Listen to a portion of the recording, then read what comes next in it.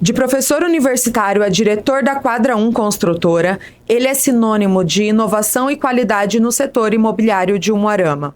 À frente de empreendimentos que têm transformado a paisagem urbana da cidade, ele une técnica, visão estratégica e um profundo compromisso com a excelência em seus projetos. Hoje ele compartilha sua trajetória e os desafios do mercado imobiliário. Então seja muito bem-vindo, Michel, para a gente é uma grande honra poder contar tanto com o seu conhecimento quanto com a sua experiência, que acredito que pode agregar muito valor, tanto para quem quer adquirir um imóvel, quanto para quem está no mercado imobiliário também. Então, muito obrigada. Eu que agradeço pelo convite, para a gente é uma honra poder estar compartilhando e fortalecendo a nossa atividade. Então, Michel, conta pra gente, você começou a sua carreira, lá atrás você era professor universitário, foi meu professor, inclusive. De onde que surgiu essa mudança do Michel, professor universitário, para Michel da construção civil? Bem, e um passo até antes, Tainara, porque antes de iniciar na atividade acadêmica, eu trabalhava no escritório de fazenda. Então, se a gente for pegar as características e depois escritório de fazenda, professor universitário e hoje na construção civil. Mas a conclusão é que um pouco da experiência de cada momento que nós passamos, que eu fui vencendo isso, vai fortalecendo. E de repente, nem tudo a gente escolhe. A vida vai nos proporcionando oportunidades. E a construção civil foi uma delas, né? E foi se consolidando. E acredito que o aprendizado que se teve lá em sala de aula, a disciplina que se tem numa universidade, partilhar de uma geração diferente, fez com que, acredito eu, que consolidasse isso ainda mais. Pelo fato que a construção civil, ela depende de norma. E quando a gente está lá na academia, nós falamos de norma de ABNT, construção civil é norma, é padronização, é modernização, então isso contribuiu muito no setor de construção civil a que a gente pudesse manter um alinhamento de qualidade. E o que te motivou ali a criar a Quadra? Foi em 2014? A Quadra, ela se consolidou em 2014, mas iniciamos mesmo em 2011, só que de uma forma autônoma, porque começamos com uma casa. De uma casa foi para duas, da duas foi para 4, aí foi um fator meio multiplicador. Mas o fator mais interessante é porque em 2014 foi marcante pelo fato que estávamos no momento de economia daquela época voltado para a parte de financiamento habitacional e programa social, que foi uma onda que a Quadra acabou surfando, meio que desequilibrando da prancha, vamos dizer assim, mas nós surfamos. E foi bem. Por que me desequilibrando? Porque você precisa, muitas vezes, ter bagagem, estrutura e pessoas bem qualificadas. E o que aconteceu? Nós tínhamos demanda, nós tínhamos possibilidade de executar, mas talvez não tínhamos pessoas administrativa e a parte executiva, a parte de execução, tão profissional. E com isso a gente vai surfando meio desequilibrado, foi grandes aprendizados através de um volume expressivo de obras que nós executamos naquele ano de 2014, atendendo várias famílias que hoje a gente atende os filhos, muitas vezes daquele casal que comprou lá em 2014. E daí então a gente, aproveitando isso que você já falou, e vamos avançar um pouco nas perguntas, porque acho que faz sentido. Agora, a Quadra, você sempre teve essa linha de empreendimentos. Então, quando você começou ali com as casas populares e tudo mais. E daí agora você fez um salto para um reserva house. por exemplo. Então, assim, o que aconteceu entre um nicho e outro, para você realmente decidir fazer essa mudança neste momento que a gente está vivendo? Bem, aperfeiçoamento, acredito. E construção civil, ele depende de autoconfiança. Mas a autoconfiança não basta só nós profissionais, a autoconfiança do mercado. Então, quando você inicia lá de baixo, com casas no setor de interesse social, no caso de um público da classe D, por exemplo, você está se comunicando a todo momento com eles. Você não se comunica com o público da classe A e B. Então essa construção, essa mudança, ela é gradativa. Então depois que nós iniciamos com esse público lá em 2014, nós fomos avançando. Falamos, agora vamos fazer casas então de médio padrão. E deu certo. Depois se fizermos casas de alto padrão, também foi dando certo. E a gente foi procurando também ter uma capilaridade na empresa, na governança dela. E como que nós fizemos isso? Foi diversificando. Porque naquela época também nós tínhamos as oscilações econômica, política e mudança de público. Daqui a pouco tinha obra pública, que era mais interessante. Daqui a pouco faltou recurso para Minha Casa Minha Vida, que foi uma das grandes linhas de crédito que nos permitiu a gente construir um volume de casa. Mas aí você vai observando, fala, peraí, talvez eu dou um passo aqui, acaba recurso, e como é que fica? Então nós fomos tendo uma capilaridade, diversificando as nossas atividades, e através da forma que nós fomos diversificando, nós fomos de alguma forma agraciado pelo network que foi gerando. E hoje a Quadra, por exemplo, ela atende também o B2B, né? Então, e por que surgiu? Porque surgiu de obra pública. Então hoje nós temos a oportunidade de atender obras como empreendimentos como uma ampliação de uma paróquia, um barracão, um empreendimento como Instituto Federal, um laboratório que foi feito, obras com um pouco mais de complexidade também. Nós também atendemos esse tipo de público que é o B2B, voltado para o B2B, como também o B2C e obras públicas. Mas como que fica o Michel nessa história?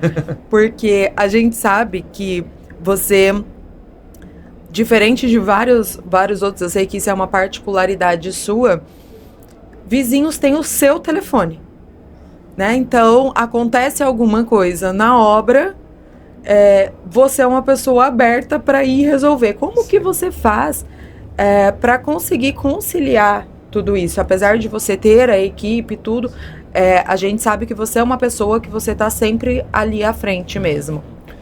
Bem, ele parte do princípio de que o cliente ele tem que estar no centro do negócio. Se acaba se optando em fazer um atendimento e aumentando essa confiança, essa credibilidade, é necessário estar à frente, ter esse contato, esse acesso direto com o cliente para tentar entender as imperfeições que vão acontecendo no processo.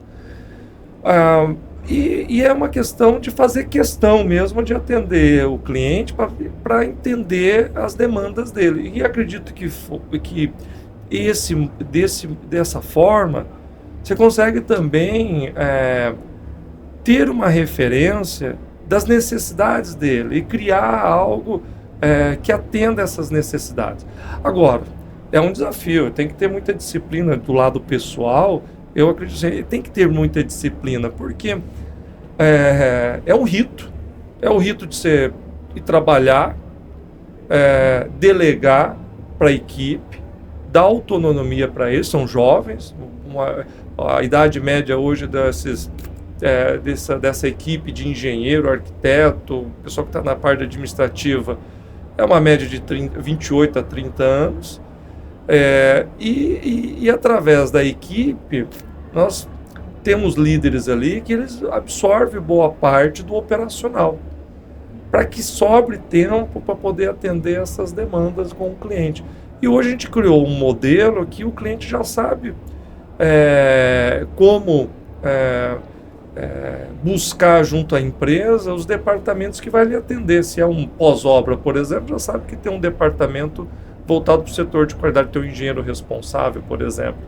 Vai chegar até isso é o processo de aperfeiçoamento, né? Tá lá quantos erros tivemos no passado para poder, de repente, chegar nesse momento e falar, opa, peraí, não, então tem que ter um setor de pós-obra, tem que ter um setor de qualidade, tem que ter um setor de engenharia voltado para casas de determinada categoria, tem que ter um engenheiro que cuida do prédio, que é do vertical, que tem uma engenharia mais complexa.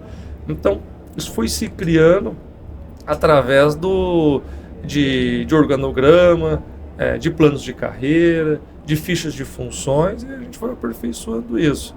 Mas com uma equipe bem completa, permite fazer um pouco de cada coisa. E o rito, a disciplina. Acho que a disciplina é o grande fator que gera para, de alguma forma, atender as demandas que vão vindo. Qual que é a maior... Porque hoje as pessoas elas veem, o Michel construindo prédio e tudo mais, só que você saiu lá, quando você saiu lá da sala de aula, qual que foi a sua maior dificuldade em relação a esse segmento? Bem, ele é um segmento que gera diversos processos, né? É muito processo. São processos, desde elaborar um projeto arquitetônico, precisa se ter ali um estudo de mercado, você precisa entender o público, precisa criar mecanismos de bem-estar para aquele público. Depois que se sai do projeto, você vai muitas vezes para a aprovação dele. Então eu acho que uma das grandes dificuldades que encontrei no período de que quando você sai ali da sala de aula, que tem tudo muito bem formalizado, muito bem construído ali, aquele organograma ali, aquele conteúdo muitas vezes já vem pronto, como você seguir ali o período didático de determinada... Você já tem um plano de ensino pronto. Quando você vai para o mercado privado, você não tem um plano de ensino pronto. Você tem diversas instituições, você tem que cumprir obrigações, muitas vezes com uma dificuldade muito grande até de entender o que se quer, e através dessas dores você precisa se criar relacionamento. Então, o que você acha que é algo óbvio, muitas vezes tem que se criar relacionamento. E uma dificuldade é quando as pessoas não te conhecem. Porque no setor, não te conhecer numa determinada atividade, você vai criando um nome. Mas não te conhecer no setor de construção civil, é triplicada a dificuldade, porque a construção civil, muitas vezes, ela já existe um pré-conceito. E esse pré-conceito, ele está construído, ele foi construído, porque de repente o autônomo foi lá, contratou o pedreiro, e por acaso alguma coisa não saiu legal, não saiu bem. Então quando se olha para a construção civil, se olha para a construção civil com um certo preconceito, por exemplo. E aí fala, peraí, mas será que vai me entregar no prazo? Será que vai ter a qualidade? Será que... Então houve uma grande dificuldade de mitigar esse preconceito, criar oportunidades e a gente ter provado que era possível fazer da forma correta. Para isso a gente implantou alguns selos de qualidade para que nós não pudéssemos tratar determinadas situações com achismo, mas que a gente pudesse tratar determinadas situações com evidências, né? com evidências de metodologia, de métricas. E aí foi quando nós implantamos alguns selos de certificação que possibilitou a gente aprimorar esses processos. Qual que é o prazo de entrega do Reserva House? O prazo de entrega de Reserva House são 4 anos. Então, a obra ela iniciou, Tainá, ela iniciou em 2025, final de 2024, em agosto de 2024 e ela entrega em agosto de 2028. E uma obra de 4 anos, porque a gente acaba permitindo ali, entende que como o cliente é o nosso centro, está o nosso centro, a gente permite fazer a personalização do imóvel. Então a parte de construção, a parte cinza é rápida, a parte de acabamento que ela vai demandando um pouco mais de tempo pelo fato de permitir com que se personalize aquele imóvel, porque é o imóvel dele, né? Ali ele vai personalizar. E vai entregar mesmo? Entrega mesmo. E é interessante hoje que tem 2 fatores que eu acredito que pode se atrasar a obra. O primeiro é a falta de planejamento. A falta de planejamento é um fator que... E o segundo é o dinheiro, é o caixa. E um dos fatores, acredito eu, que posso afirmar isso com uma certa segurança, quando a gente fala de caixa, se fala de venda.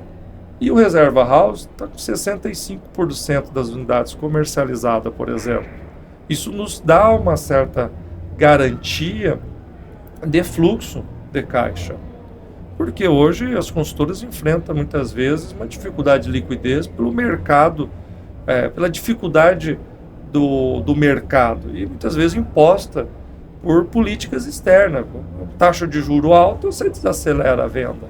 Às vezes a pessoa vai aplicar dinheiro, outras entendem que ainda o imóvel continua sendo uma boa opção. Então, outro fator, planejamento. Então, a elaboração do projeto do Reserva House levou 2 anos e meio. Então, numa construção de 4 anos, metade do tempo metade do tempo da execução você está em planejamento, você está em elaboração de projetos, estudo de mercado, identificação do público. Falo assim, hoje você gerar valor naquele projeto, benchmarking, você fazer o projeto. Esses projetos foi tudo construído em BIM, né, que hoje se fala muito em BIM, porque você evita erros, evita falhas nesse projeto. Então foram 2 anos e meio de construção de projeto para depois lançar o empreendimento e do empreendimento iniciar as vendas para depois iniciar a execução. Então hoje acredito eu que através da equipe aí fizemos um bom planejamento dele, está bem estruturado, e a obra ela está com 14% de execução e está aderente ao cronograma, que muitas vezes a obra ela já se atrasa no início, porque não se vende dentro do prazo esperado, e eu sempre vou protelar, quase igual inaugurar uma loja, marcar a data, e de repente não deu tempo de terminar a obra da reforma, o produto não chegou, eu tenho que postergar a data de inauguração, para depois começar a vender. Então o prédio é a mesma coisa, muitas vezes não vendeu, não consegue iniciar a obra, começa a postergar isso. E aí já começa a obra atrasada, para depois recuperar o cronograma é mais difícil. Eu digo isso porque a gente vem ouvindo muito isso aqui na cidade, sobre receio das pessoas comprarem devido ao atraso de obras.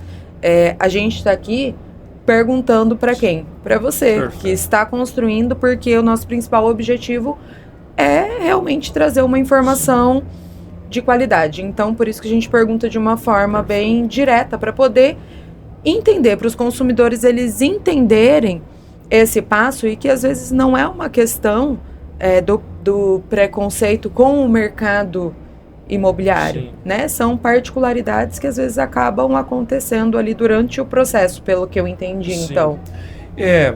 A tua pergunta, ela expressão forte, é colocar o dedo na ferida. Porque o que acontece? Muitas vezes,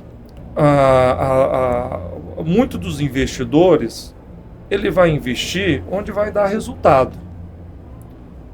Então, nós temos um capital extremamente importante dentro da nossa cidade, pujante, o capital financeiro. E para esse investidor investir na nossa cidade, ele precisa investir em um segmento que dê respaldo de confiança e credibilidade. Entrega, prazo de entrega, por exemplo, é uma questão de confiança. Eu atrasar a mercadoria, né, você fica desconfiado. Vou atrasar, vou comprar alguma coisa no iFood, falar que lá é 20 minutos que vai entregar e chega com 1 hora. Você já vai ficar de saco cheio com aquilo e não vou comprar mais naquele lugar também, por exemplo. E a construção civil não é diferente. E é pior ainda porque você lidar, quando a gente fala um empreendimento de 4 anos, quem comprou, ele está sonhando com aquele momento. Pode ser que tenha um casal que vai estar namorando lá, ele vai casar e ele vai marcar a data de casamento na data da previsão de entrega daquele empreendimento. E olha o tamanho da responsabilidade do incorporador de ele enxergar e falar assim, peraí, eu vou atrasar por algum motivo, vou atrasar o empreendimento. Mas qual o impacto que gera naquelas famílias? Talvez é quem está pagando aluguel, quem está... Então, a responsabilidade é muito grande. E quando a gente fala de capital, muita gente estava investindo, pegando dinheiro da nossa cidade e investindo fora, por conta do retorno financeiro. Mas aqui também dá retorno, só que talvez a confiança que estava abalada.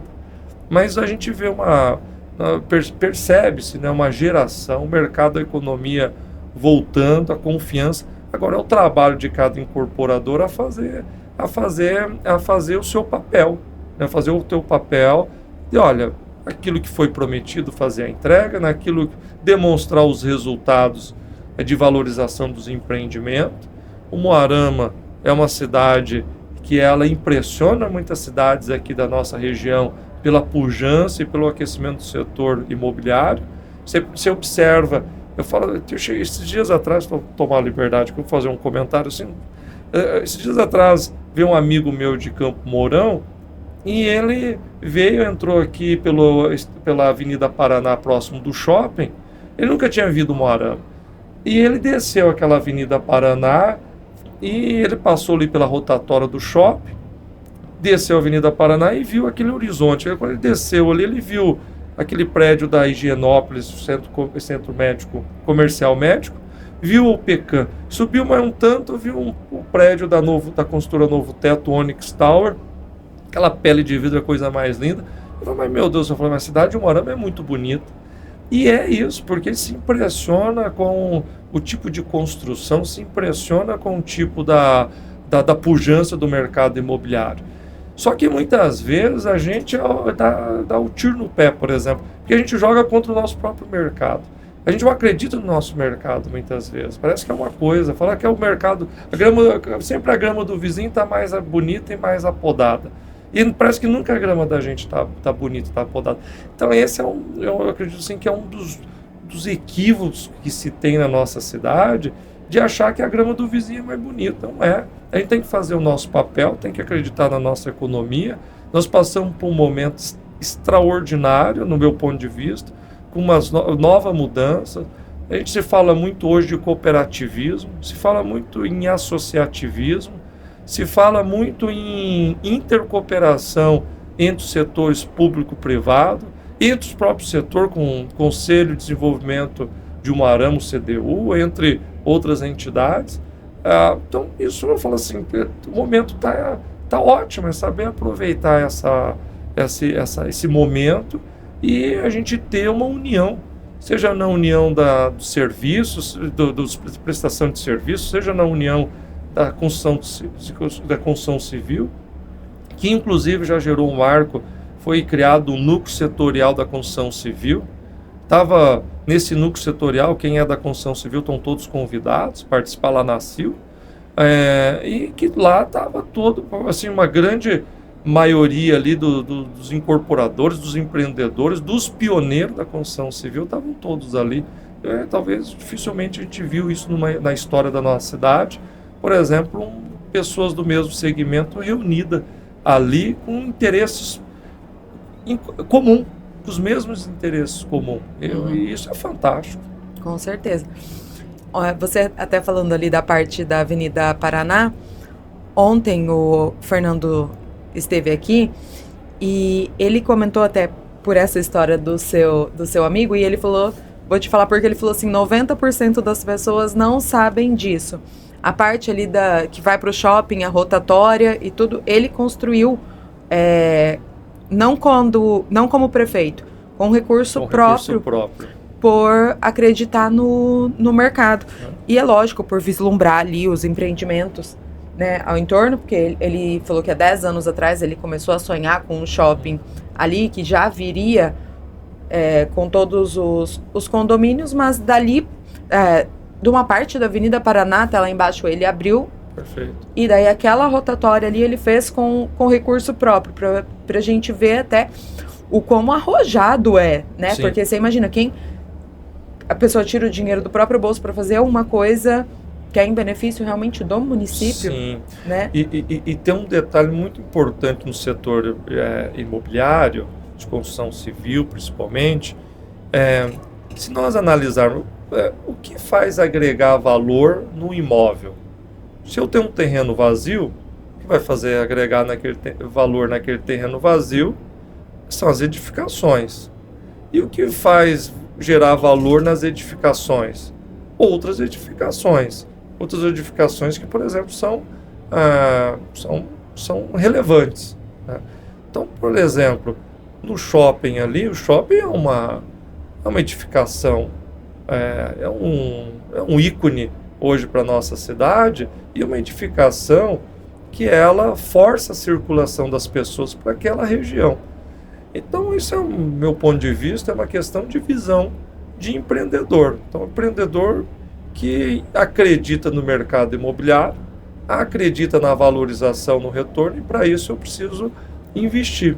E é isso que vem acontecendo. Então, muitas vezes você precisa plantar a semente, mas você só vai ter sombra daquela árvore 10 anos depois. E o mercado imobiliário é isso. Muitas vezes você vai ver 10 anos depois. E acredito que foi exatamente isso que aconteceu com você, ali na região do Interlagos. Sim. Né? Porque esses dias a gente até conversando, você puxou no mapa 5 anos ali, sim, não tinha absolutamente nada, e hoje você está no segundo prédio ali no Parque Interlagos. No Parque Interlagos. Naquela região. Que, ao citar lá, eu não posso deixar de citar, por exemplo, o seu Alcides Fransulin, que é uma história breve, mas nós fomos para comprar um terreno quando eles lançaram o Parque Interlagos, né?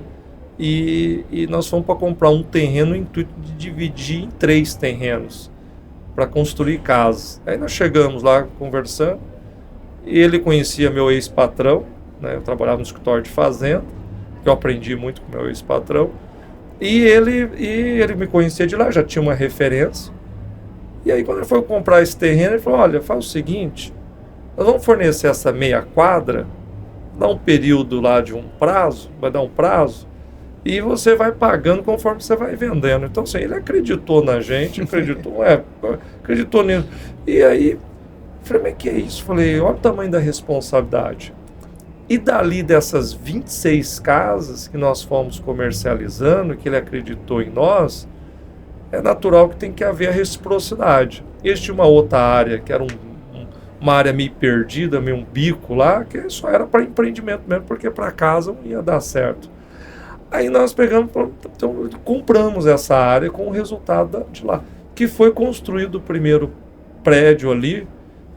Primeiro não, porque teve o Interlagos Clube, né? Mas nós entregamos primeiro, vamos dizer assim, o Via Veneto. Quando nós lançamos o Via Veneto lá, aí a consultora Morena lançou o Interlagos Clube. E aí, num primeiro momento, deu um frio na barriga, né? Porque, assim, peraí, uma construtora que eu admiro, eu fui cliente deles lá, fui consumidor deles. E ele falou: puxa vida, mas um prédio aqui vai frustrar o nosso, porque a gente não tem know-how, não tem bagagem. Mas é o contrário, porque quando eles lançaram o empreendimento deles, a 2 Torres Interlagos Clube, só somou, porque em vez de as pessoas olhar só para o Via Veneto de uma forma desconfiada, ela olhava com uma forma de confiança, porque falou: opa, peraí, tem um Via Veneto aqui, mas está saindo outro prédio ali do lado, então a região vai ser próspera. E aí foi próspera mesmo, porque saiu o Europark, saiu o Via Veneto, saiu o Interlagos Clube, saiu o Jardim de Versalhes. Também aqui não posso deixar de agradecer, por exemplo, o seu Devanir Fenato, foi um grande parceiro, era dele aquelas terras, era dele, ele vendeu uma parte para o seu Alcides Fransulin e depois a outra parte ele fez parceria com ele. O Jardim de Versalhes também foi parceria com o seu Devanir Fenato. E ele acreditou na quadra, o seu Devanir hoje é investidor na quadra, por exemplo. E aí foi acreditar na região. E é isso que você falou, Tainá, porque é a sementinha. E quem diria que do Via Veneto a gente ia fazer o Reserva House? Eu acreditava que podia fazer alguma coisa, mas eu acreditava no Reserva House lá, quando nós estávamos no Via Veneto. E de repente surgiu o Reserva House, um edifício de 84 apartamentos, tem um VGV de 50 milhões, para a consultora isso é um marco histórico, e um sinal e foi vendido 65%. Então isso demonstra a confiança que isso foi gerando nesse longo dos anos, mesmo com as imperfeições, ninguém é perfeito, mas eu vejo que a métrica que nós fomos usando em relação ao aperfeiçoamento, ao cuidado com o cliente, os selos de qualidade que foram implantados, eu acho que isso gerou aí uma grande relacionamento com o cliente e uma grande confiança. Mas nisso também a gente traz também o Connect, né? Porque o Connect, ele é totalmente diferente dos outros que a gente falou. Porque apesar dele ser um apartamento pequeno, o Connect ele oferece toda uma infraestrutura. Sim. Né? Com um custo mínimo de condomínio. Perfeito. Né? Só que a nossa dúvida é a seguinte. Sim. Como que você consegue viabilizar Sim. isso? Porque assim, é uma estrutura de um condomínio com tudo. Sim. Num apartamento pequeno. Perfeito. Mas como? E que deveria ser o valor mais caro, porque Sim. é pequeno, aí você vai dividir. E eu citei do seu Alcides, eu tenho que citar os outros, né? Mas lá também um grande parceiro foi a RCM, né? O seu Fernando Lamos e o Kleber. Então ali nós fizemos uma parceria, e aí entra também o seu Fernando Lamos, que acreditou no primeiro prédio que nós construímos. Foi o Porto Madeiro. Eu já volto no Connect, mas porque foi o Porto Madeiro, que foi lá, naquela região do Jardim Porto Madeiro. E que é ali atrás do Ecoville. E ali, do nada, chegou o seu Fernando Lamas, o Kleber Martinez, e eles falaram assim, vamos fazer um prédio? Vamos, nunca fizemos prédio. E acreditaram na gente também. E nós fizemos o prédio. E de lá gerou uma confiança para fazer o Connect. Mas o Connect foi desafiador, porque antes da pandemia, ainda temos que voltar, olhar pelo retrovisor um pouco para olhar lá atrás. Antes da pandemia, então estava na moda apartamento estúdio. Só que nós estávamos em dúvida, apartamento estúdio, mas será que isso pega? Ainda mais na região, né? E, não, então, apartamento, nós temos que ser um apartamento tecnológico, nós temos que olhar o que está acontecendo no mercado. E nós, em 2018, nós fomos para fazer uma imersão através do Sebrae e do Sinduscom, nós fomos visitar algumas consultoras em São Paulo. E o Sebrae, que é um grande fomentador disso, né? E lá nós visitamos algumas startups. Então tinha lá algumas startups, visitamos Andrade Gutierrez, a baita uma consultora que, inclusive, depois ficou conhecida no escândalo esses escândalos aí de corrupção, mas uma grande consultora. Visitamos a consultora Cirela, uma das grandes consultoras de São Paulo também, e lá tinha seus incubatórios lá, com as startups, de todo vapor. E a gente volta de um lugar desse e fala, não, tem que aplicar alguma coisa desse conhecimento na nossa região, na nossa cidade. E ali começou no Connect, primeiro com o maior desafio, que lá é uma baixada, então ela dá água fácil ali a hora que vai perfurar a fundação daquele prédio. Então, primeiro ponto, nós não fizemos fundação naquele prédio. Falei, mas não cai? Mas nós não caiu. Não caiu. Não caiu. Mas nós fizemos a sapato no sistema de pirâmide, todo dimensionado, uma empresa de Maringá, que ela faz muito projeto no litoral também, então já tem uma bagagem legal. E nós fizemos, além disso, também algumas algumas metodologias construtivas diferenciadas. Começa por esse bloco no sistema de pirâmide. Depois, nós fizemos a laje plana. A laje plana é uma laje maciça com cordoalhas que ela estica, você elimina a quantidade de pilares. Naturalmente, você diminui a quantidade de pessoas no canteiro de obra, até por questões, não é que a gente não quer empregar, que hoje está difícil encontrar mão de obra no setor de construção civil. Então, segundo ponto, fizemos lajes planas protendidas. Ela dá uma auto-resistência, alta performance no acústica, na térmica também, e nós fizemos as lajes planas. E depois o outro fator que no Connect nos ajudou a diminuir o custo foi as divisórias em drywall, que inclusive tem um preconceito. Então, nós, eu vou ser bem sincero, nós fomos meio arrojados ali, porque nós fomos contra o conservadorismo, a tradição. Só que para fazer o drywall, mas peraí, e já que tem um preconceito, muitas vezes, das pessoas, do público, nós temos que fazer uma coisa, a gente não pode errar, senão aí que você vai enterrar o drywall.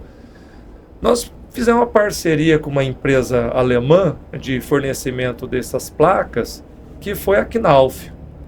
Aí a Knauf, ela falou assim, olha, eu expliquei todas as dores para ela, tal. Em alemão? Olha, nós temos um engenheiro lá que é o Alain, foi bom você falar em alemão, que quando nós apresentamos o Alain, que ele começou como estagiário, ficou 11 anos na empresa, por exemplo, e ele é professor de alemão. Aí quando ele falou da Knauf, eu falei, não, Knauf eu conheço, é alemã. Eu falei, então se você for falar com o alemão, eu sei que vai falar com ele, porque o alemão eu sei falar inglês. Pronto, tá resolvido. Resolvido. Aí, e é interessante que nós mandamos lá para São Paulo esses projetos, eles normatizaram essas paredes em drywall e devolveram para nós. A gente meio desconfiado, eu falei, esses alemães querem vender muito produto para a gente, eles colocaram do jeito dele, ao contrário. Eles enxugaram. Só que a mesma coisa é o seguinte, se você colocar um peso numa carretinha, se ele for o peso adequado e de um peso distribuído, a carretinha vai embora. Se ele ficar um peso mais na frente ou mais atrás, ela vai sambar, por exemplo, da pista. Então, o que nós fizemos lá? O que eles fizeram? Eles fizeram uma distribuição.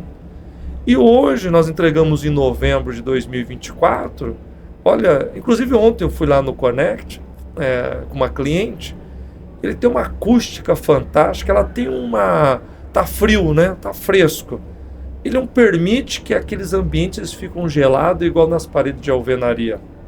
Então ele tem um desempenho acústico e térmico muito superior ao método tradicional que a gente constrói, que é as paredes em alvenaria, por exemplo. Aí quando está muito quente, também ela tem uma retenção de calor que não deixa que esquenta o ambiente.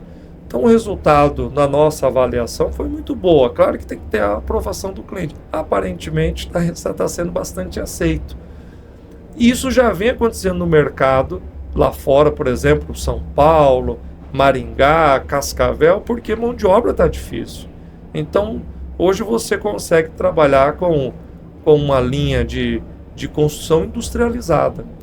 E aí um ponto só para fechar esse item, que foi, por exemplo, o que nós fizemos no Connection? Fizemos uma automação, né, com portaria remota, um sistema, aqui também o Jefferson da JTEC, por exemplo, ele trouxe uma solução fantástica, um apartamento pequeno. Ele falou assim, Michel, tem um sistema da Intelbras que a gente já deixa, em vez de cada morador contratar a sua internet, e hoje internet é quase igual água na torneira e gás na cozinha, vamos dizer assim, internet é uma coisa essencial hoje. Ele falou assim, então eu consigo contratar uma única internet e todo apartamento tem sinal de internet. E aí cada morador não precisa lá contratar a sua internet. Então já entra dentro do condomínio. Então o que era para ser uma despesa de R$4.000 é uma despesa de R$400 no condomínio. Nossa. E todo apartamento, por exemplo, tem internet. E aí foi, então portaria automatizada, aproveitamento de água de chuva, isso ajuda. E lá nós fizemos também a iluminação, que toda a iluminação que é comum do empreendimento, do condomínio, ela é uma iluminação através de energia fotovoltaica. Então, por exemplo, o poste que está lá, ele não consome energia ele tem lá uma sistema de captação de energia solar que depois ele liga, que ele consome à noite, por exemplo. Então, no intuito de fazer um prédio autossustentável, né, no conceito autossustentável, e para que a gente pudesse também atender alguns selos que a gente tenta trabalhar dentro da empresa, que, por exemplo, como o ESG. Então, ali a gente aplicou algumas métricas para poder também ter uma pegada sustentável.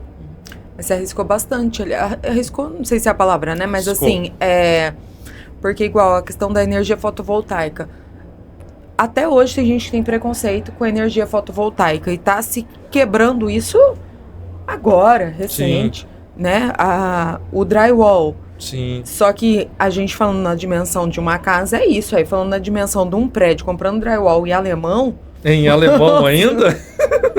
Desafiador. Foi desafiador. Exato. Eu ia te fazer uma pergunta sobre qual que foi o seu empreendimento mais desafiador, então eu posso te dizer que foi o Connect. Foi o Connect, porque ali nós quebramos diversos paradigmas em relação aos conceitos de construção civil. Porque qual que é o formato tradicional? É a laje treliçada, com parede em alvenaria, com reboco tradicional, aquela coisa toda. E a gente mudou tudo isso. Falei, e aí? Será que vai ter, né? Como que vai ser? E você fez uma pergunta até anterior, que talvez até passou desperto, falou assim, mas e como é que fica o custo-benefício? Bem, hoje o Connect, por exemplo, ele finalizou com um VGV de 12 milhões e teve talvez ali um custo de obra mais ou menos de 7. Claro que depois entra custo de terreno, custo de administrativo.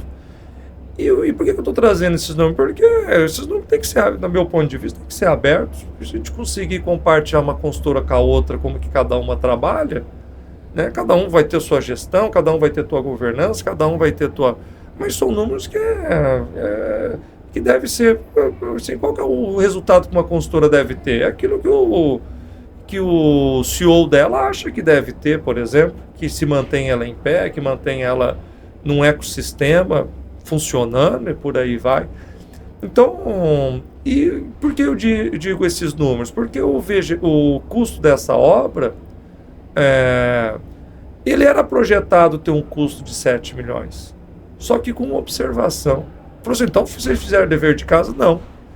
Porque é o seguinte, nós lançamos esse prédio e projetamos ele antes da pandemia. E executamos ele com a pandemia. E quando a gente estava na tabela orçamentária dela lá, por exemplo, que as cordoalhas custavam R$7 o quilo, depois da pandemia ela foi para 12. E falei, meu Deus, eu colocava a mão na cabeça e falei, não, esse prédio vai dar um pau na gente, que agora que a gente... Mas não, nós fomos acompanhando essa planilha orçamentária, fazendo os ajustes, e no final, sabe o que é interessante, sim, Tainara, que é um aprendizado fantástico. No final, quando a gente estava com 85% da obra, com orçamento aderente, o que nós fizemos? Opa, peraí, vai sobrar dinheiro do orçamento. Ele fez sobrar dinheiro do orçamento. Vai sobrar dinheiro. Então vamos...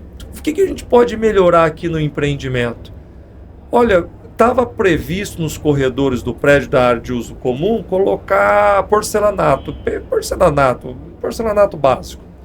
Vamos colocar o vinílico. Ele fica uns 40% mais caro. Vamos colocar, porque o vinílico, ele dá uma condição ainda mais confortável. E já é confortável o Connect pelas paredes de drywall, mas se tornou mais confortável. Ele dá um conforto de um hotel, por exemplo. Imagina entrar no hotel que tem aquele carpê. Aqui, por exemplo, tem um carpê aqui, dá uma condição mais agradável, um bem-estar mais gostoso. E o vinílico, ele dá esse bem-estar, dá um bem-estar de limpeza. Então vamos colocar o vinílico, colocamos o vinílico. O que mais? Aí no salão de festa, no memorial descritivo, não estava colocar o salão de festa com equipamento. Só estava lá que era um ambiente, salão de festa. E aí nós colocamos coifa, churrasqueira elétrica, micro-ondas, forno, fizemos negócios, por exemplo, lá que não estava no memorial descritivo.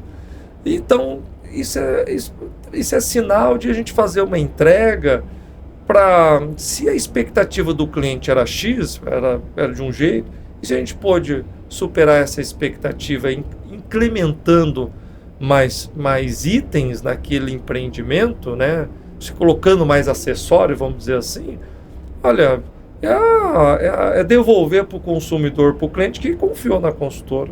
E de Connect, apartamento estúdio, a Reserva House, como que você, porque daí acredito não, tenho certeza que você tem esse conhecimento realmente ali de causa para falar como que você avalia o mercado de Umuarama hoje, passando por todos esses públicos. Bem, o projeto, quando ele é desenvolvido, e o projeto da Reserva House foi mudado umas 3 vezes.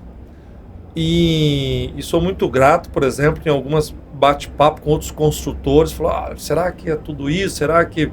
E alguns vão lá, faz um comentário, e você capita aquilo e fala, bem, vamos ficar no radar, vamos ver como é que está o público. E o que aconteceu, né, no Reserva House? Você sair lá de um público, um público desafiador, que é o Connect Studio, para ir para o Reserva House. Por que é desafiador? Porque é uma categoria de apartamentos que o investidor, quem é investidor, ele vai investir muitas vezes pensando na locação. Uhum. E o público que vai comprar para morar, ele é um público que muitas vezes ele está iniciando a vida dele. Ou é alguém que vai ocupar aquela unidade domiciliar, talvez 1 ou 2 pessoas, então talvez é uma mãe solteira, talvez é alguém que se separou, alguém que mora sozinho, enfim, não estou dizendo que é regra isso, mas é o que deu para poder perceber no Connect, que é um público, muitas vezes, que ele depende de um parcelamento a longo prazo. A nossa renda per capita aqui da nossa cidade é uma renda per capita baixa ainda. Então você não tem aquele público do casal que está começando ali, que tem aquela condição de comprar o apartamento. Então foi possível perceber que o Connect Studio, ele foi através de investidor e parceiros. Ele foi se vendendo ali. Já diferente do Reserva House. E do Reserva House, quando nós percebemos o público, falou, peraí, eu acho que nós temos que ir para um determinado caminho. Esse caminho, ele foi muito construído, aí aqui também de novo ao Sebrae. O Sebrae, em 2022, ele trouxe uma empresa, a Brian, de Curitiba, e fez uma pesquisa de mercado. Ela separou a cidade por clusters, e ali ela identificou qual era a renda per capita daquela região, onde que era a região com maior perspectiva de empreendimento, de valorização do que o mercado imobiliário estava aí, e aquilo lá foi provocativo. Então ela falou, você tem um Connect que tem uma dificuldade de liquidez. Ele teve dificuldade de liquidez. Hoje a consultora entregou em novembro de 2024, mas nós temos 4 unidades de estoque lá. Mas se fosse fazer permuta, já não tinha nenhuma. Mas a gente tem que tomar cuidado com o negócio de permuta. Senão você desprecifica o teu produto. E aí, vamos para o Reserva House. Então, vamos. E aquela pesquisa, que uma pesquisa barata, mas foi subsidiada pelo Sebrae, ela permitiu a gente ter uma leitura do público. Então, sempre tinha assim, pós-pandemia, o que as pessoas estavam querendo? Que nós, talvez, erramos um pouco no Connect. Ela gostaria de... E erramos porque talvez foi antes da pandemia. Uhum. E aí veio a pandemia, ela deu uma embaralhada no conceito das pessoas, dos investidores, e se observou assim, olha, pandemia, fique em casa, então se eu vou ficar na minha casa, eu preciso ter um conforto maior. Antes da pandemia, tipo assim, você não fica em casa, você é do mercado, você vai para fora, então nós nem sacada fizemos no Connect, porque era estúdios, estúdio, era só lá para dormir e pronto. O Reserva não é para ficar em casa. Então, nós revisamos umas 3 vezes esse projeto do Reserva House, tentando fazer um ambiente, um bem-estar, que as pessoas pudessem ali ter de tudo um pouco. E ter um pouco de privacidade também. Então nós começamos, por exemplo, pensamos no espaço pet, que aí ganhou uma notoriedade na sociedade, o pet. Pensamos no espaço pet. Concordo. Então, o beach tênis pegou, não é? Hoje o esporte individual, ele está mais em ascensão do que o esporte coletivo. O esporte individual, não, mas o esporte de quantidade menor de pessoas. Antigamente era campo de futebol, só que você reunir hoje 12 pessoas para jogar... Tá difícil a gente ter 12, o adulto ter 12 amigos. Tá difícil ter 12 amigos. Tá difícil. Mudou muito, então, a percepção das coisas. E aí, então, uma quadra de beach tênis. Mulher, homem, criança, né? Então, aí pensamos assim, tá... E a mulher? A mulher também hoje é o centro. Hoje ela está ao centro, em tudo. E ela está cada vez mais executiva. Está aqui, você hoje trabalhando, um exemplo. Né? E talvez tua casa lá tá lá, tá vazia. Antes não, antes talvez ela estava ocupada pela mulher na maioria das vezes. E aí, se a mulher está cada vez mais executiva, mais no mercado de trabalho, então temos também que pensar no conforto das mulheres. Então nós nesse empreendimento do Reserva House foi pensado no espaço mulher. O espaço mulher, o que é o espaço mulher? Ela tem um salão de beleza ali com um vidro, que ela pode fazer uma maquiagem, que ela pode receber alguém para poder fazer a sobrancelha, fazer a unha, e ali tem um espaço. Mas que ela não precisa levar alguém no apartamento dela. Top demais. Então ela recebe lá. Mas em relação à venda mesmo, o que você vê em relação a esse mercado, a essa divergência, essa diferença de público? Porque são produtos com valores bem diferentes. Bem diferente. De fato, na verdade, está o posicionamento. Então, assim, são público que acredito que nós podemos classificar como classe A e B. São pessoas que boa parte estão comprando para morar, e estão comprando por morar por alguns motivos. Localização e essa quantidade de benfeitorias de uso comum que tem o Reserva House, inclusive com rooftop. Já o Connect, a localização dele é uma localização boa, ela está no centro, ela contempla isso. Mas a gente está conversando com um público que ele tem uma dificuldade muitas vezes de fazer a compra daquele apartamento se não for através de linhas de crédito de financiamento habitacional, por exemplo. Que é difícil de liberar, né? Exato. E o outro fator é que aquele empreendimento ele não foi pensado em linhas de crédito habitacional, porque quando você tem um empreendimento que você vai lançar com linhas de crédito, que a gente chama por empreendimento de apoio à produção, você tem que ver isso antes. E nós não vimos isso antes. Nós não entendíamos que não era o negócio. E depois ele pode até ser financiado, mas ele pode ser financiado depois de pronto. E quando também são bairros bem, apesar de todos serem boas regiões, são bairros bem distintos, né? Sim. O que hoje um comprador ele precisa avaliar, sendo Umuarama uma região que ela está crescendo para vários lados. Quando ela vai fazer um investimento em um apartamento, uma casa, enfim, para morar.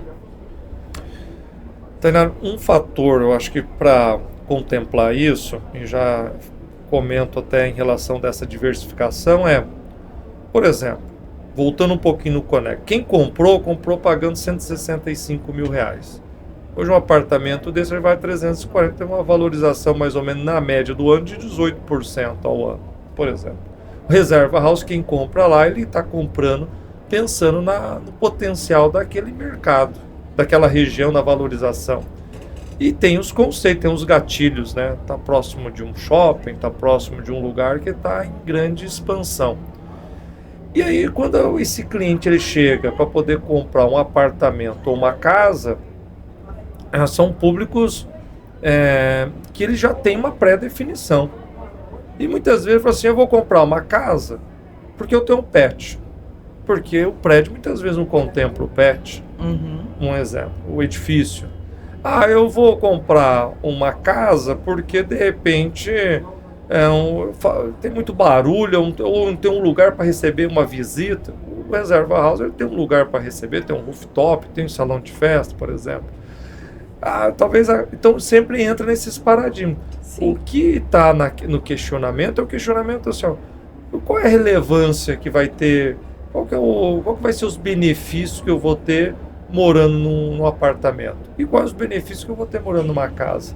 Então a região onde contempla ali o Parque Interlagos, por exemplo, é uma região que ela está em grande expansão, porque tem muita gente também acreditando naquele lugar, outros empreendedores, e automaticamente faz com que o público ele avalia uma casa. Tem público que começa com uma casa, mas ele vai para o apartamento, porque de repente ele olha na segurança, ele olha de repente no apartamento clube, um edifício, um condomínio clube, vamos dizer assim, né? Porque ele tem uma piscina, ele tem diversas outras opções ali que ele pode usufruir. Então quem está pensando em adquirir alguma coisa, você fala que o Interlagos é algo que a pessoa ela vai comprar e ela vai realmente ser um investimento rentável que ela vai fazer. Sim, porque hoje nós percebemos o quê?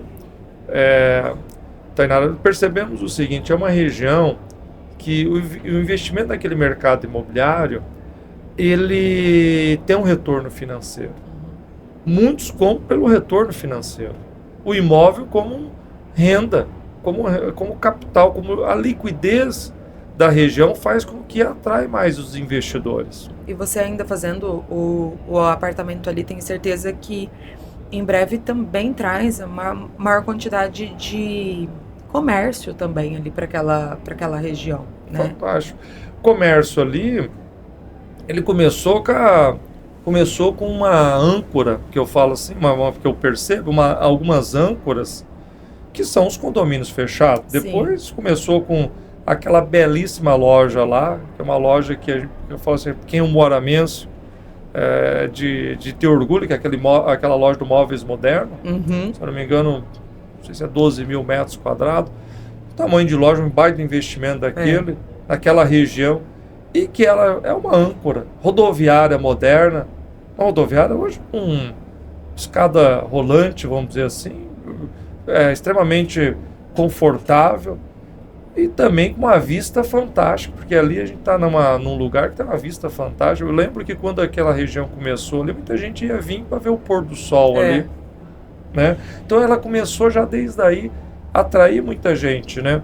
Então essas âncoras fez com que desenvolvesse o mercado. E agora, por último, nós temos ali concessionária de veículo, outras concessionárias vieram porque tiveram âncoras daquelas concessionárias tradicionais, aí vieram as garagens de carro, e isso não acaba mais, porque esse é o resultado da migração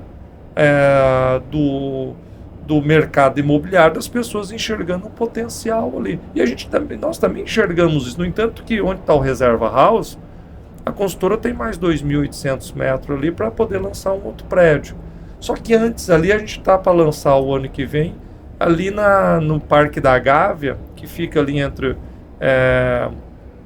onde tem ali já dois outros prédios da consultora Morena, que é o Top Life e o Montpellier. Para cima ali um pouco nós temos um outro empreendimento a ser lançado para o próximo ano, numa avenida. Eita, olha o spoiler, né? Olha o spoiler. Perfeito, exatamente. Mas é algo que já é o projeto já está sendo trabalhado, está sendo elaborado, pensando já em um lançamento. E está sendo aprovado também. E está sendo aprovado também, porque isso é um fator extremamente importante de você aprovar o projeto, registrar a incorporação e aí sim lançar o empreendimento. Isso é o crivo, esse é o critério básico, que acredito eu, para poder passar a credibilidade e confiança para os investidores. Todos os projetos da Quadra, eles são aprovados? São aprovados. Inclusive, é interessante que quando você aprova um projeto na prefeitura, ele emite um alvará. Do alvará, você leva para o cartório de registro de imóvel para fazer incorporação. Na incorporação, ele vai gerar um patrimônio de afetação e eu estou falando um pouco técnico, mas assim, para entender um pouco, ele vai registrar ali aquilo que a consultora está prometendo que ela vai fazer. Então, se ela mudar qualquer coisa, ela tem que ter uma consulta junto àqueles investidores, aqueles que estão comprando, até inclusive num registro de ata, numa consulta a eles, para poder fazer alteração. Porque senão, ela vende de um jeito e depois, na hora, no meio do caminho, não registra isso no cartório de registro, numa incorporação, e aí pode mudar uma coisa, muda outra, e daí como é que fica o consumidor nessa história toda? E aí a gente corre o risco de perder a confiança deles também. Então você garante que qualquer pessoa que comprar qualquer empreendimento na Quadra não vai ter problema com documentação? De hipótese alguma, até porque hoje nós prezamos por isso. Inclusive, existe... eu recebi há pouco o pessoal agora me fugiu o nome dele, porque eu estou falando bastante, então me fugiu o nome dele. Mas recebi agora há pouco, do Sinduscom. Ele trouxe uma proposta de trazer aqui uma premiação para a nossa região, que é um selo de obra legal. Esse selo da obra legal, ele quer dizer o seguinte, essa consultora, ela faz o rito básico, que é o rito assim, antes de lançar um empreendimento, ele tem que estar com a documentação em dia. Perfeito. Porque se ela não tiver a documentação em dia, ela não tem esse selo.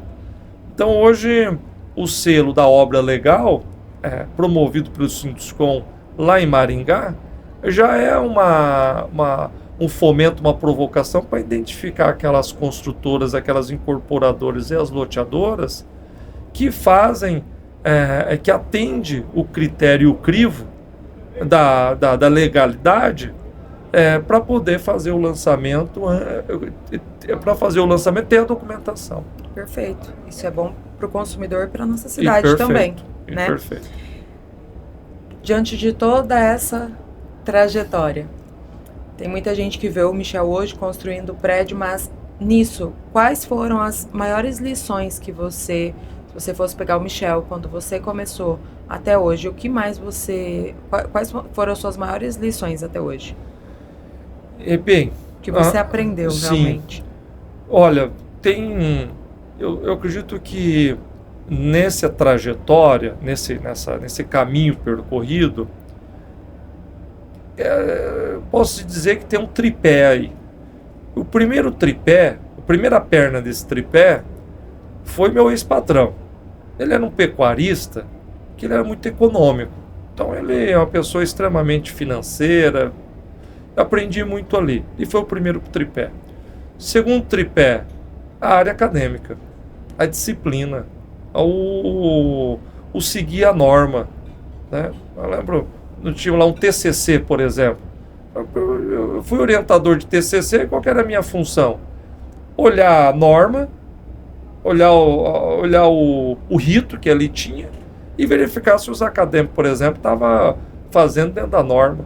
Essa era a função ali de um orientador, além de falar do conteúdo, passar o conteúdo e provocar. E o terceiro pilar, ou melhor, a terceira perna desse tripé, foi o meu envolvimento na oportunidade com o Sicredi.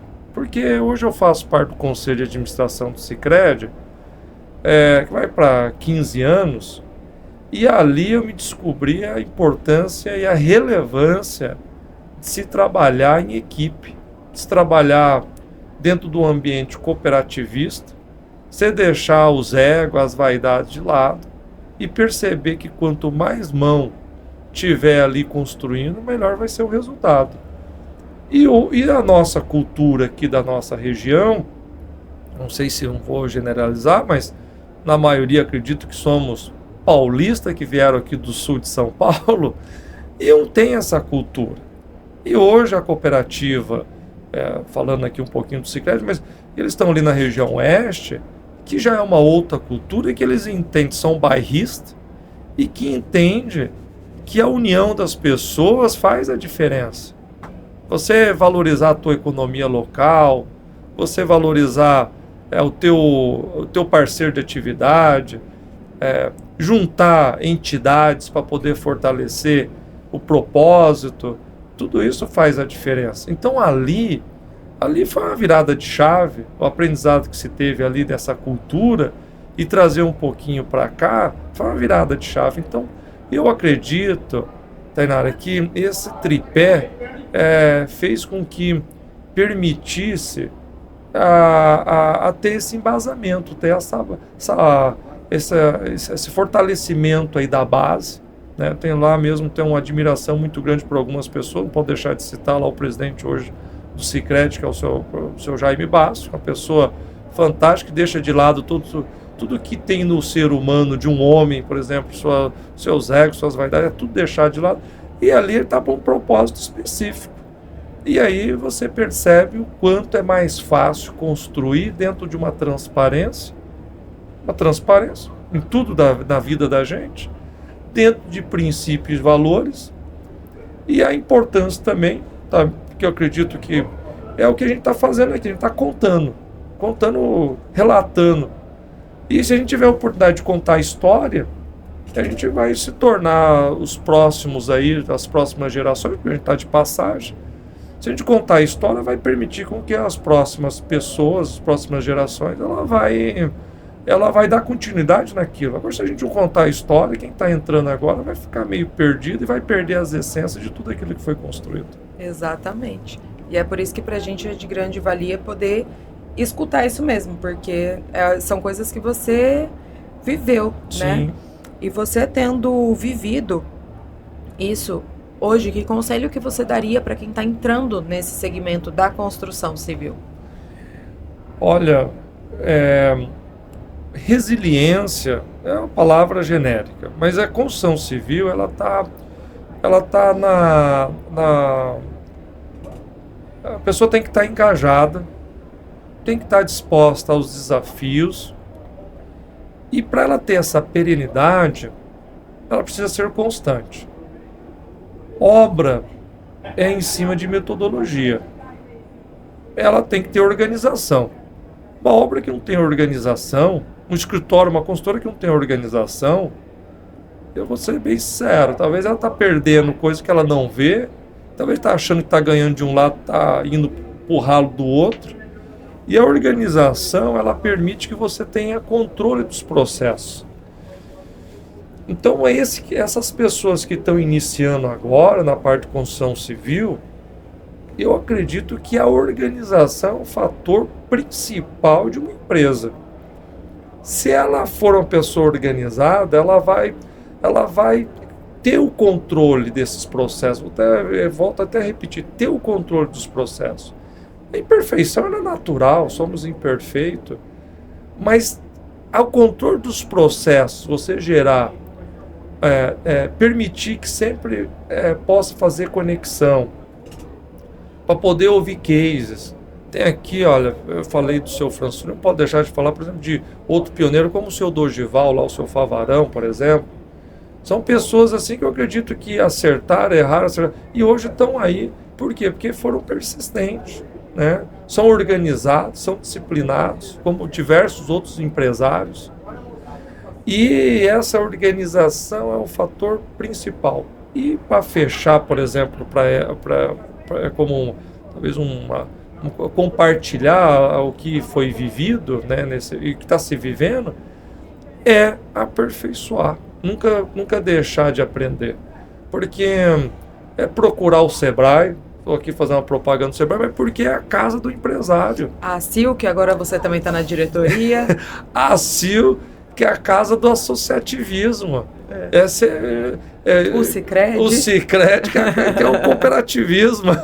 E é isso. Então, a CIL, bem lembrado, que hoje está fazendo um papel, sempre fez um papel, não é hoje, não, desculpa, eu expressei errado, sempre fez um papel excepcional, de acolher os associados, que ali o associado é importante que ele enxergue da associação comercial, industrial e agrícola, não é só comercial, muitas vezes a gente só fala comercial, como um centro de apoio, é levar as demandas, o que precisa da associação para poder levar de demanda, para ela ser interlocutora, por exemplo, junto com o órgão público, junto com a sociedade, e é isso. Então, a gente precisa sempre estar atento a isso, né?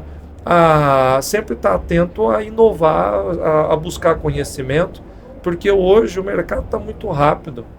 E só entre parênteses, eu conversei agora, estava com o Edson, da Sinduscom. Eu estava conversando também com o Marcos, que é o Marco Aurélio e a Jane de Sebrae, estavam lá também, nós estávamos conversando. E se for analisar hoje uma pessoa que tenha 60 anos, ela passou, se ela trabalhou num banco, ela trabalhou com máquina de escrever. E essa pessoa com 60 anos hoje, ela está falando de IA, inteligência artificial. Olha o abismo entre uma coisa e outra, que a pessoa tem que se modelar, ela tem que acompanhar, senão daqui a pouco, se você não acompanhar isso, você está fora do mercado. Exatamente. Mas se tem a junção desses dois, é o que é perfeito. É o que é perfeito. Você vai buscando aprimorar esses processos. E para a gente finalizar, hoje você ainda tem um sonho para a quadra? Sim. Porque você falou que você nem imaginava um reserva house. Então, qual que é o seu sonho hoje para a quadra? Recentemente, nós recebemos um prêmio, em dezembro de 2024, nós recebemos um prêmio dos selos da ODS, das Organizações Sustentáveis da ONU. Esse selo, para nós, que nem é o nosso público, nós recebemos lá em Curitiba, por exemplo, mas foi através de um projeto social que nós implantamos, que foi um projeto Gentileza Urbana. E ali, quando muitas vezes a gente passa por aquele projeto lá, e olha as pessoas usufruindo daquele projeto. Então o sonho para a Quadra 1 é que ela seja uma empresa, que ela não seja vista simplesmente por construir prédio, ou por construir casa, ou por construir moradia, mas que ela seja vista como uma empresa que se enquadre no tripé do ESG. Que ela pode ser tecnológica, ela pode ter uma boa governança, que ela pode ser sustentável, que ela possa ter um tipo de propósito para esses clientes, para o nosso público, por exemplo. E por que isso? Porque construir, todo mundo constrói. Daí você pode um pedreiro hoje ter a capacidade de construir uma casa e vender ela, por exemplo. Mas e aí, o que uma consultora pode fazer dentro de um ambiente laboral, por exemplo, como o seu ambiente de trabalho? Acho que o ambiente de trabalho tem que ter um propósito ali. São famílias, eu vejo assim, a quadra foi crescendo e os colaboradores foram acompanhando. O colaborador que era solteiro hoje está casado. E você com certeza vendeu uma casa para ele. E vendemos uma casa para eles, que agora depois da casa estão tendo filho. Estão querendo aumentar a casa. O colaborador já dá lucro. Já dá lucro, eles é autossustentável ali. Mas é uma realidade. E se não tiver esse propósito de visão de futuro, você só vai ter aqui a passagem financeira e pronto, acabou. E aí, qual foi o legado que ficou de tudo isso? Então, é uma reflexão muitas vezes. Então, hoje a gente pensa muito assim da quadra, de ela estar... não é uma fala da boca para fora, ela ser uma empresa vista com propósito. E eu acho que já é. Que bom! Já é. Mas muito legal, muito obrigada por compartilhar desde 2011, 2014, Connect Reserva House, Via Veneto. Sim. Né? Então, por todas essas partes que eu tenho certeza que, assim como você ouviu outros construtores falando às vezes sobre o reserva, eu tenho certeza que outras pessoas, ao ouvirem você no nosso Imobcast, pode ser que ligue esse alerta para eles também, né? E fica o convite, assim como você já se colocou à disposição, para participarem, né, do núcleo. Perfeito. Né? Do núcleo setorial. Do núcleo setorial, para poderem... Bem observado, Tainara. O convite está aberto, se reunir. Né? Se reunir. Fortalecer essa categoria. Exatamente, porque todo mundo quer a mesma coisa. Aproveitando, Já existe o núcleo setorial das imobiliárias, por exemplo. Então, existe o núcleo setorial, aqueles que são que são do setor da imobiliária, queira participar. E agora o núcleo setorial da construção civil. E um exemplo, o que nós vamos fazer no núcleo setorial da construção civil? Vamos imaginar que a gente precisa de uma pesquisa de mercado para falar melhor com o nosso público. Podemos se unir ali, se juntar com um subsídio e contratar uma pesquisa, por exemplo. Nós estamos falando de um risco, uma ameaça que tem para nós aqui para os próximos anos, é a tributação, por exemplo, essa reforma tributária. E daí, se a gente chama um contador para poder nos orientar aqui como melhor proceder com isso. Então, o núcleo setorial está para justamente unir a categoria com os mesmos propósitos afins. E a gente procurar desenvolver trocar ideia, gerar network e trazer cada vez mais inovações para o nosso setor, por exemplo. Então, estão todos convidados. Benéfico para todo mundo, né? Então, muito obrigada por compartilhar tudo isso. E eu espero que quem assistir também aproveite tanto quanto a gente. Obrigada, Tainara. Obrigada.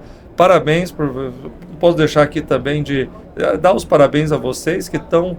Vocês também é um modelo que mostra o quanto o mercado está mudando. Porque quando nós temos aqui um setor de mídia que desenvolve isso que nós estamos fazendo agora, que procura inovar e desenvolver uma plataforma como essa, que permite com que a gente se comunique direto com os outros parceiros e com o público final, isso é uma inovação, isso tem um marco para a nossa atividade que não se tinha antes. E mais interessante ainda, dentro de uma atualidade, como que eu posso dizer, um podcast, né? Então, parabéns a vocês aí do Imobiliário Paraná. É algo inovador que conecta nós aqui com os demais, gera network e desejo também que isso faça com que a gente se fortaleça cada vez mais nesse nosso mercado, porque nós estamos levando informação, ajudar as pessoas a tomarem a decisão. Muito obrigada. Obrigada mesmo. Obrigado.